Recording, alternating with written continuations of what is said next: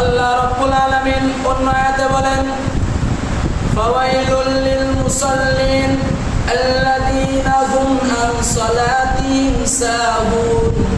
ওই সব মুসল্লি ধ্বংস হয়ে যাক যে সব মুসল্লি নামাজের ভিতরে উদাসীন।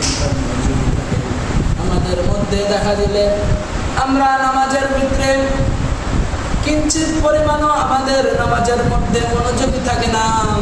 আমরা যখন নামাজে দাঁড়াই তখন বাহির যত কাজ আছে আমাদের মনে আসে কিনা, অন্য সময় আমরা যদি খেয়াল করি কিন্তু আমাদের ওই কাজগুলো মনে আসে না।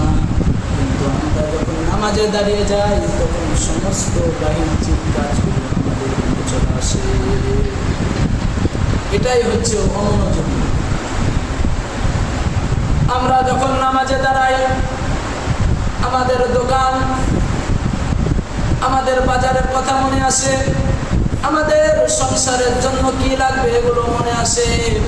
একটি ঘটনা বলি, অমনোযোগী কাকে বলেন? একজন ব্যক্তি, তার 4টি দোকান ছিল, 4টি দোকানের হিসাব। এই এশারের নামাজের ফরজ 4 রাকাত নামাজের মধ্যে ওই 4টি দোকানের হিসাব সে শেষ করে ফেলত। একদিন ইমাম সাহেব 3 রাকাত নামাজ পড়াইছেন। 3 রাকাত নামাজ পড়াইছেন। কিসের নামাজ? এশারের নামাজ। ওই ব্যক্তি যখন এশারের নামাজ, ইমাম সাহেব যখন 3 রাকাত নামাজ পড়াইছেন তখন ওই ব্যক্তির একটি দোকানের হিসাব থেকে গিয়েছে, কেননা প্রত্যেক দিন ওই ব্যক্তি 4টি দোকানের হিসাব ওই 4 রাকাত ফরজ নামাজে শেষ করে ফেলত। সেদিন ওই ব্যক্তি ইমাম সাহেবকে বলতেছেন, হুজুর আজকে আপনি কয় রাকাত নামাজ পড়াইছেন? হুজুর বলে, কেন আপনি তো 4 রাকাত নামাজ পড়াইছেন। বলছে, জি না হুজুর, আজকে আপনি 3 রাকাত নামাজ পড়াইছেন। বলল, আপনি কিভাবে বুঝতে পারলেন? আপনি যা বলতেছেন আপনি কিভাবে বুঝতে পারলেন যে আমি 3 রাকাত নামাজ পড়াইছি?